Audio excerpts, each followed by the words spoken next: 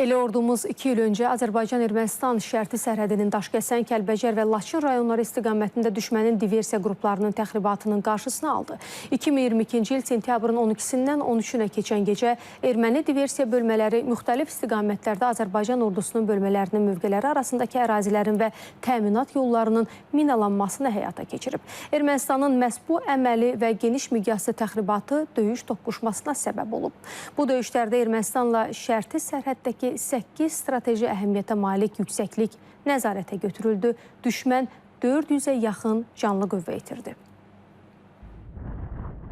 İrəvan geniş miqyaslı təxribat törətməklə havadarlarını münaqişəyə cəlb etmək və revanşist siyasətlə o dövrki vəziyyəti öz xeyrinə dəyişməyə çalışırdı.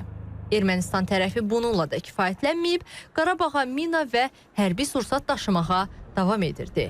Həmin ilin avqustunda Azərbaycan ordusunun həyata keçirdiyi qisas əməliyyatı Ermənistana ciddi xəbərdarlıq idi. Elə İrəvanın Azərbaycanla şərti sərhəddə təxribatı da uğursuzluqla nəticələnərək Ermənistanın bütün planlarını alt-üst etdi.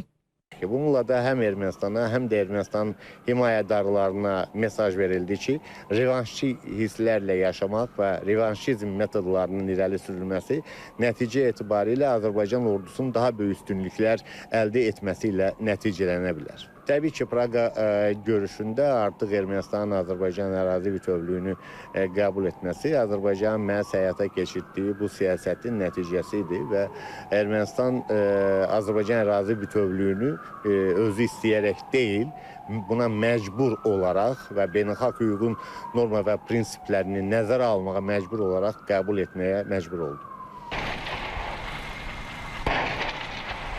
Sentyabr döyüşlərində Azərbaycanın 80 hərbi qulluqçusu şəhid oldu, 282 döyüşçüsü isə yaralandı.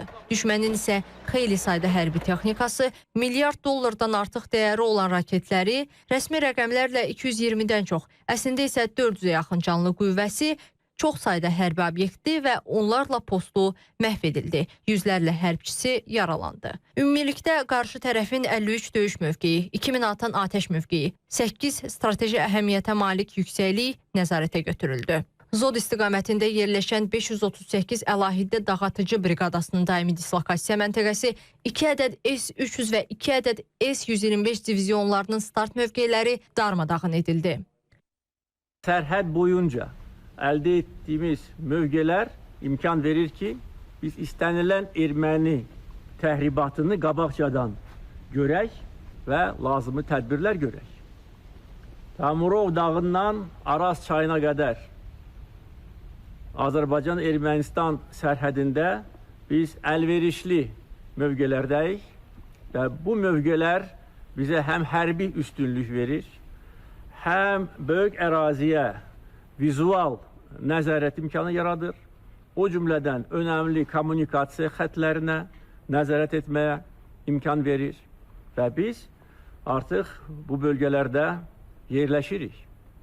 Sentyabr döyüşləri Azərbaycanın ərazi bütövlüyü və suverenliyinin tam bərpasına zəmin yaratdı. Döyüşlərdən bir il sonra Azərbaycan ordusu lokal xarakterli antiterror tədbirləri həyata keçirərək ərazilərində Ermənistana məxsus qanunsuz birləşmələrin varlığına bir dəfəlik son qoydu. Silahlı qüvvələrimizin qəhrəmanlığı və şücaəti nəticəsində bugün şanlı üç rəngli bayrağımız bütün Azərbaycan ərazisində dalğalanır.